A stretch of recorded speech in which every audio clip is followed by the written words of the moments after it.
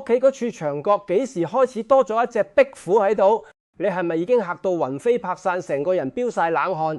心諗間屋係咪出咗啲咩大問題？定係自己近排黑氣重生，惹咗啲唔乾淨嘅嘢返嚟？我話你知，你唔使驚，企定定喺度，唔好屈，唔好嗌，更加唔好攞起任何嘢去攻擊佢。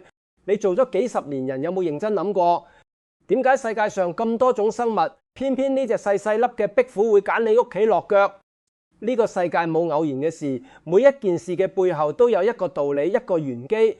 我做咗幾十年命理風水呢行，由我師傅嘅師傅嗰代開始，就已經不斷強調，壁虎呢種生物絕對唔係普通嘅爬蟲，佢係上天派落凡間嘅風水信差，專門負責傳遞吉凶信息。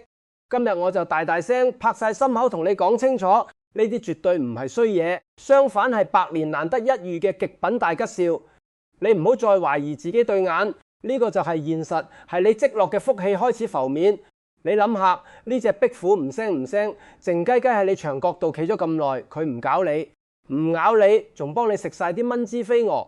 佢其實係你屋企嘅免費守護神，佢嘅出現代表緊你屋企嗰啲衰氣病氣已經徹底散晒退晒，好似北風吹散烏雲咁乾乾淨淨。財神爺已經帶住真金白銀親自行入你間屋大門，佢派咗個先頭部隊，即係隻壁虎嚟視察環境，睇下你間屋乾唔乾淨，適唔適合佢入住。你如果手多多趕走佢，甚至打死佢，你話財神爺仲會唔會行入你？梗係唔會啦。佢見到你咁殘忍，掉頭就走去第二間屋派錢。你唔好以為我講笑，風水嘅嘢就係咁現實。你點對待萬物，萬物就點對待你。想即刻啟動呢個超強吸財磁場，即刻打開評論區，打出吉兆入屋，橫財就手。呢8個大字穩穩陣陣將財神爺留喺你屋企，唔俾佢走。你睇下呢個動作一啲都唔複雜，但係呢8個字嘅力量大到你唔信。文字本身就有能量，尤其係喺而家呢個網絡時代，你打出嚟嘅每一個字都係向宇宙發出嘅一個信號，一個請求。你打咗，代表你接收到呢個信息，代表你願意配合，咁財神爺自然會收到你嘅誠意，留低陪你。你唔好慳呢幾秒鐘，因為呢幾秒鐘可能就係你命運嘅轉捩點。好啦，而家同大家講第一種怪象，壁虎。老一輩又叫佢守宮，呢個名唔係我作嘅，係有根有據，出自古代典籍。好多人一見到壁虎就驚青，以為豪租女債，即刻攞殺蟲水想毒死佢，又或者攞把拖鞋砸咁樣打佢，仲要一邊打一邊鬧，搞到成間屋鬼哭神號。我可以話你知，你呢下真係大錯特錯。古代正統叫法，壁虎就係守宮，顧名思義，佢係守住皇宮嘅靈物，守住嘅係財富，守住嘅係全家老幼嘅平安。你諗下，幾時聽過皇宮入面隨便俾啲雜氣重嘅嘢入去住？皇宮嘅風水係經過千挑萬選，係天下第一福地。壁虎能夠喺嗰度安居，就證明佢本身係一種帶有長歲之氣嘅生物。佢唔會帶嚟豪租，反而會幫你吸走豪租。你要知道，動物對大自然陰陽磁場嘅感應比我哋人類強足足100倍。佢哋嗰種天生嘅本能，絕對唔會揀啲陰氣煞氣重嘅地方去落腳。如果一間屋嘅磁場亂晒龍，陰風陣陣，壁虎係唔會停留超過1個鐘。佢肯喺你牆角度過夜，甚至住埋落嚟，就證明你間屋嘅氣場係乾淨、係溫暖、係安全嘅。呢度我要講清楚一條鐵律俾大家聽：嚟安家者為吉，嚟偷食者為凶。即係話，好似燕子喺你屋冧底築巢，又或者屋企見到隻喜豬喺度結網，呢啲叫報喜，係吉兆嚟嘅。但如果係老鼠喺你屋企周圍撞嚟撞去，又或者蟑螂成群結隊咁出現，呢啲就係雜氣入侵，先至係真正要處理嘅衰嘢。壁虎唔偷食唔搞你，佢默默喺牆角度企定定，幫你食晒啲害蟲，淨化環境。呢種就係嚟安家，絕對係吉兆入屋。你仲想趕佢走？你咁做即係將好運拒諸門外，同自己嘅財運過唔去。呢個吉兆背後其實預示緊3大好運，樣樣都係你夢寐以求、日日夜夜盼望嘅。第一，你職場上又好，做生意又好，好快就會有貴人出現，而且係非常大嘅貴人。呢個貴人唔會係普通同事或者街坊，而係一個喺你行業裏面舉足輕重嘅人物，可能係跨國公司嘅高層，可能係行業嘅龍頭大佬，佢會帶住一個你從未諗過嘅機會嚟敲你門。你之前所有嘅努力、所有嘅委屈都會喺呢一刻得到回報。第二，你嘅資產會有步伐性嘅增值，短時間之內你可能就有能力買到層靚樓，而且唔係普通嘅上車盤，而係有海景、有露台、有會所嗰種。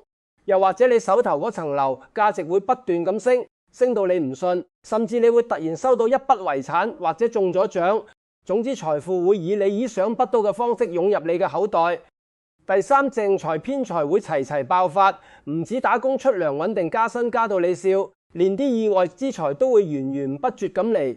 你可能買張六合彩就中咗幾萬蚊，又或者你投資嘅一個小項目突然間被大公司收購，賺到盤滿缽滿。呢三種好運，只要你唔趕走隻壁虎，就會逐步實現，唔係呃你。我同大家講翻一單真人真事，等你知道我嘅說話絕對有根有據，唔係老作。以前有個客揾我睇風水，佢姓陳，我叫佢陳生。佢住緊一間好舊嘅唐樓，喺深水埗嗰頭，成身卡數欠到氹氹轉，日日夜夜俾財務公司追電話，成日愁眉苦臉，成個人瘦到得棚骨，眼窩都冚晒。有一次佢打電話俾我，話我知佢屋企神台後面唔知幾時開始多咗一家壁虎，有大有細，有4、5隻咁多。佢當時都好驚，想揾人嚟趕，甚至想用殺蟲水噴死佢哋，話驚佢哋整豪租個神台。我即刻叫佢千祈唔好屈佢哋，由得佢哋喺度，當佢哋係屋企人一樣，仲要每日同佢哋打聲招呼。結果你估點？短短2個月之內，佢接到一張跨國嘅大生意單，係佢從來未接觸過嘅電子零件貿易。佢膽粗粗去試，結果一擊即中，個客仲好滿意，簽咗長期合約。佢唔單止一次過還晒成身卡數，仲夠錢喺同一年買埋層新樓喺將軍澳嗰頭，鐵底翻身。而家仲成日請我飲茶，多謝我當年嘅指點。你話如果佢當時手多多打咗隻壁虎，佢仲有冇今日？所以話萬物有靈，你點對佢，佢就點對你。呢個道理千古不變。想唔想知埋你屋企仲有冇另外2種一樣可以令你命理鐵底翻身嘅極品怪？即刻撳低訂閱，仲有記得開埋旁邊嗰個小鈴鐺，咁樣先至可以第一時間貼緊我最新嘅轉運機密，好運自然跟埋嚟到你身邊。我嘅頻道專門講呢啲風水命理嘅嘢，唔係街邊嗰啲呃神騙鬼嘅流料，係真材實料，有根有據。我跟咗我師傅幾十年學嘅，全部都係正宗蘇派風水。你跟住做一定有着數，唔會揾你笨。你屋企有冇試過咁樣嘅情況？啲富貴竹又好，金錢樹又好，又或者一盆蘭花，早幾個月已經枯到黃晒卜，枝幹又乾又縮。你成日睇住都話呢盆嘢實係死咗啦，遲啲要掉。結果你懶得掉，放喺度由得佢。佢突然間喺枯枝中間爆出一粒翠綠嘅新芽，甚至有啲仲反常咁開埋花，開得好深爛，好誇張，成盆花好似重生咁樣。好多人一見到呢種情況，即刻心裏面浮起一句事出反常必有妖，嚇到即刻連盆帶泥掉晒出去，以為呢盆嘢中咗啲乜嘢邪，或者屋企有豪租嘢，甚至即刻去黃大仙求林問武。我可以話你知，你呢下又係大錯特錯。你掉走嘅唔係一盆死花，而係你一屋嘅福氣，係你全家嘅健康同財運。你知唔知你掉咗幾多錢？植物呢樣嘢喺我哋風水學入面一直都被視為一部活生生嘅風水探測器，佢嘅生長狀況直接反映你屋企嘅磁場好壞，比起任何羅盤或者儀器都更加準確。佢最初枯萎枯黃唔係無緣無故，而係呢啲有靈性嘅植物主動一啖一啖咁將屋企啲毒氣煞氣吸晒入自己身度，用自己嘅生命去幫你成家人擋災擋煞。你以為佢枯咗係佢命唔好？唔係，佢係為你捱緊嘢，為你承受緊你唔知嘅劫數。佢用自己嘅藤體去淨化你屋企嘅空氣同磁場。而依家枯木忽然飆出新芽，呢個先至係最關鍵嘅信號，代表緊你屋企積壓咗好耐嘅煞氣同病氣已經徹底被化解晒，成個磁場已經重新洗晒牌，好似部電腦重新開機咁。舊時嗰個風水病局已經被完美自然翻，轉為一個聚財納福嘅好格局。你仲掉咗佢？你即係掉走晒啲好運啊！你應該要即刻跪低多謝盆花，然後好好繼續養住佢，等佢繼續幫你吸財。呢個吉兆背後嘅好運講出嚟真係會令你眼濕濕，因為佢係關乎你同你家人最切身嘅健康同財富，係最實在嘅福氣。健康方面，家中如果有長期病患，你會發覺個病徵開始撤退，好多紅擾多年嘅慢性毛病會出現意想不到嘅好轉，例如血壓突然穩定落嚟，糖尿指數回落返正常水準，甚至連醫生都話係奇蹟，揾唔到科學解釋。屋企啲老人家仲會添壽延年，福澤環長，本來以為過唔到嗰關嘅，點知慢慢好返，仲可以行得走得，日日去飲茶，同啲雀友打麻雀，財運方面就更加誇張。你會經歷一種死過翻生嘅感覺，手頭套牢咗好耐嘅股票會突然解套返家鄉，你以為實硬嘅錢全部返晒嚟，仲要賺多幾成，啲你以為追唔返嚟嘅爛賬，會有人主動揾返你還錢，仲要連利息都計返俾你，好聲好氣。做開生意本來已經打算執笠嘅死局，亦會忽然間重建生機，有新嘅客源、新嘅訂單，重新做起返嚟，而且連本帶利賺返晒，轉頭仲要多幾倍，做到你唔夠人手。見到枯木逢春嘅朋友，唔好淨係心裏面高興，即刻打開評論區同我打出枯木逢春、財源滾滾呢8個字，將呢份生機勃勃嘅財富旺氣實實在在咁接落嚟你自己身上。你打出嚟嘅每一個字都係一份誠心，一份對天地嘅感恩。呢啲正能量會令你嘅好運更加穩固、更加持久。你唔好慳呢幾下手機打字，因為呢個係你同財神爺之間嘅一個約定。你打咗，佢就知道你收到，自然會繼續俾多啲福氣你，等你衣食無憂。講到呢度，我要同大家講第3種，亦都係最震撼、最神秘嘅一種怪象。好多風水師傅一世人都未必遇到一次，你遇到嘅話就真係前世收落嘅福氣。你有冇試過屋企明明冇人噴香水，你又冇點過任何香薰蠟燭，但就係無端端聞到一陣好清幽、好令人心曬神怡嘅檀香味，又或者係桂花香咁嘅氣息，好清新、好自然，好似深山古嶽嗰種寧靜嘅香氣，又好似秋天夜晚路邊傳嚟嘅花香。喺我哋玄學入面，呢種現象叫天香，又或者叫暗香浮動。仲有另一種情況，就係你明明冇開多幾盞燈，但就係覺得成間屋忽然之間光猛通透晒。以前成日暗沉沉嘅角落，忽然之間好似冇咗嗰種陰暗感，成個空間明亮咗、舒服咗。就算拉埋窗簾都覺得光。呢種喺風水學入面叫蓬屬生輝。好多人一見到呢種情況，即刻腳都軟埋，以為屋企撞邪，有啲靈體入侵，諗住係咪有豪租嘢跟咗返嚟，嚇到即刻去揾人收驚，又或者去寺廟求符。我可以好肯定咁話你知，你又諗錯啦。呢個係道家風水入面極高階嘅象徵，代表緊有正神高靈，甚至乎財神爺本尊親自落嚟你屋企巡撫。你諗下，財神爺親自嚟到你屋企嗰度巡視你財富，梗係要帶啲天香、帶啲光芒先至夠氣勢啦。難道你以為財神爺會鬼鬼祟祟咁走入嚟，好似小偷咁咩？呢種高頻嘅陽氣，一瞬間就將你屋企嗰啲雲托磁場徹底淨化晒，先至會刺激到你嘅感官，產生呢種神奇嘅反應。你聞到嘅香氣、見到嘅光明，全部都係財神爺嘅恩勢，係佢留低嘅記號。呢個吉兆一出現，係話你未來半年到1年之內，即將迎嚟人生一個霧峰時期，係你過去幾十年從未試過嘅好運，係你人生嘅轉捩點。以前淫身嘅官非小人會自動自覺咁消散，啲成日喺背後搞你嘅人會突然間收晒聲，甚至跳走或者消失，好似從來冇出現過咁。你想轉工又好，想撞驗又好，想買賣樓宇又好，都會好似有神明喺背後高話推你一把咁。順利，所有程式都順暢到不得了，冇人阻你，冇人卡你，黨批得快過平時幾倍。仲有，你好大機會會學到一筆巨大嘅意外之財，可能係一單超大生意，金額大到你唔敢相信，可能係一筆遺產，由一個你已經唔記得咗嘅親戚留俾你，又或者係手頭資產忽然之間跳咗好幾級，例如你層樓突然間被發展商收購，賠償金多到你唔信夠你買多幾層。呢啲都係財神爺入屋之後嘅直接結果，你唔使懷疑，只要靜靜等待就。遇到天降異香同蓬屬生輝嘅朋友，即刻用你最感恩嘅一顆心，喺評論區打出財神入屋，接大橫財呢7個字，將呢股全宇宙最強嘅能量深深咁鎖入你命宮入面。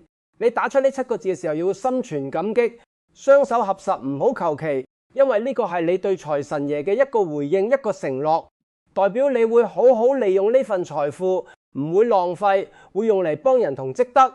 你嘅誠心會令到呢個吉兆嘅力量更加強大，更加持久，甚至會引發連鎖反應，好運接踵而嚟。講到呢度，我要同大家講一樣好重要嘅嘢。當你屋企真係出現咗以上呢3種吉兆嘅時候，有3樣嘢，你千祈唔可以做呢3樣嘢，係風水學上嘅大忌，係我師傅傳落嚟嘅金科玉律。你做錯一樣，都可能將已經到手嘅福氣推走，到時喊都無謂，後悔都嚟唔切第一樣。切忌大驚小怪，口吐瘀氣。你千祈唔好一見到就大呼小叫，話哎呀好邪啊，好恐怖啊，又或者點解會咁㗎？係咪有鬼啊？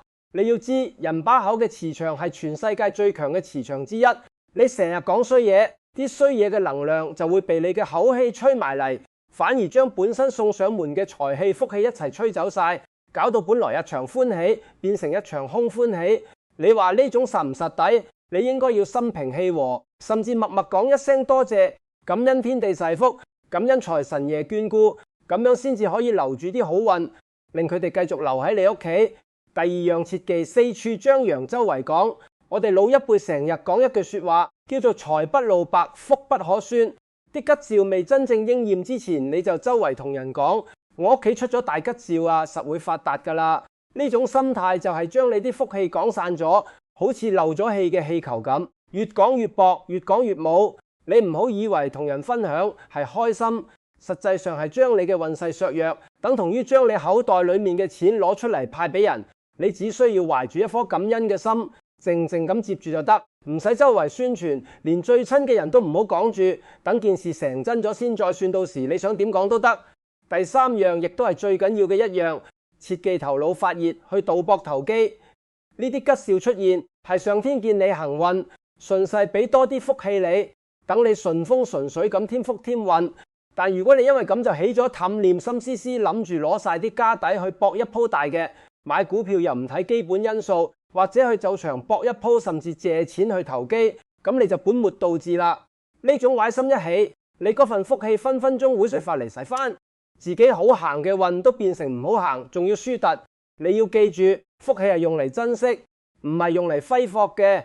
你應該要腳踏實地，繼續努力，繼續做好你嘅本分，咁先對得住財神爺嘅眷顧，先至可以將好運延續落去。講到呢度，可能有啲朋友會問我，大師，我屋企成日留意乜嘢怪象都冇出現過，係咪即係我運勢差冇得救？我係咪注定要窮一世冇運行？我即刻同你講清楚，唔使灰心。風水呢樣嘢從來都唔係坐喺度等運到，而係一門主動出擊嘅環境磁場學。你唔主動，運氣唔會自己送上門。今日我就免費教大家2招蘇派秘傳嘅引財大招，1毫子都唔使使得。你今晚返到屋企就即刻可以做。呢2招係我師傅傳落嚟嘅，從未公開過。今日為咗大家，我破例一次公開呢個不傳之秘。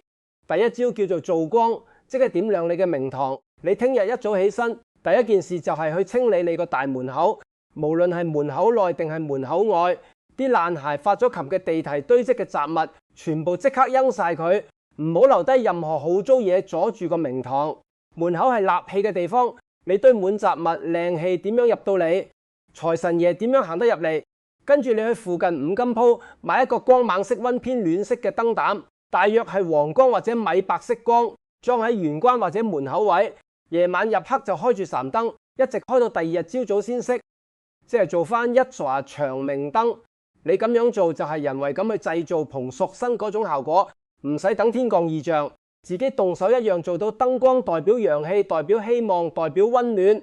你長期開咗啲衰氣，自然會被驅散。財神爺遠遠見到你門口有光有生氣，自然會行過嚟睇客，甚至入嚟坐客。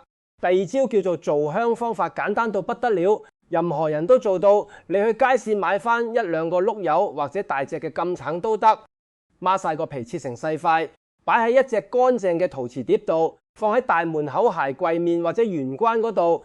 金蕨類果皮嘅天然香氣本身就有辟邪除瘀嘅作用，清新嘅氣味可以令人心情愉快。你咁樣做就係人為咁製造出一種暗香浮動嘅天香氣場。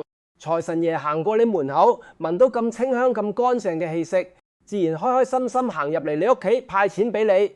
記住要定時換，最好每日換一次，唔好等到發縮先換，要保持新鮮、保持清香咁樣先至有效。呢兩招加埋就好似你親手打開咗屋企嘅財門，鋪好紅地毯，歡迎財神爺入住。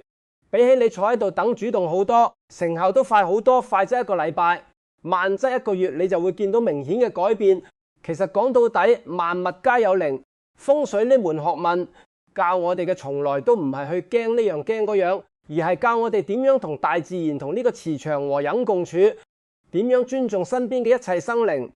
你對身邊嘅一切存有敬畏之心、感恩之心，好運自然會跟住你，唔使你求。你聽完呢條片，千祈唔好自私自利，淨係自己一個人知就算數，即刻撳低分享掣，轉發去你屋企個家族群組，或者直接發俾你屋企啲親人，甚至你嘅好朋友。等佢哋都識得正確咁對待呢啲怪象，識得佈置翻呢2個引財小佈局，幫佢哋一齊留住財神爺，避開埋唔必要嘅大禍，等佢哋都可以安居樂業。你呢種唔使1分錢嘅善舉，就係真真正正嘅積德行善，上天睇在眼裏，一定會雙倍甚至10倍咁回報俾你。你幫人就係幫自己，呢個道理永遠都啱，永遠都係宇宙嘅法則。如果你覺得今日呢一集內容講得通透又實用，即刻撳低訂閱呢個頻道，仲要記得開埋旁邊嗰個小鈴鐺。我會喺後台仔細咁睇翻大家每一條留言，見到有朋友真心誠意咁祈願，我都會逐個咁幫你哋點讚加持，送上一份祝福。你嘅每一個留言我都會睇，你嘅每一份誠心我都感受到，絕對唔會忽視。祝大家由今日開始，衰氣病氣全部散退，財神爺自動自覺行入你屋企，一家人健健康康長命百歲發大財，仔女聽教聽話，夫妻恩愛和睦。記住，好運係留俾有準備嘅人。你今日準備好未？快啲行動啦，唔好再遲疑，機會一閃即逝，把握住呢個難得嘅轉運時機，你嘅人生將會從此改寫。由而家開始，你會發現身邊所有嘢都慢慢變好。我喺度等大家個好消息，等大家翻嚟同我報喜，話我知你嘅生活已經蓬然一新，財運亨通。記住，信我者得富貴，唔信我者都祝你平安。但最好都係信我啦，因為我講嘅全部都係真話，係幾十年嘅經驗累積。我哋下一條片再見，到時會有更多更勁嘅風水秘密同轉運方法傳授俾大家。你哋一定要準時收睇，唔好走寶。記住撳訂閱同小鈴鐺，咁就唔會錯過任何一條幫你發達嘅影片。我哋後會有期，祝各位財源廣進，萬事勝意。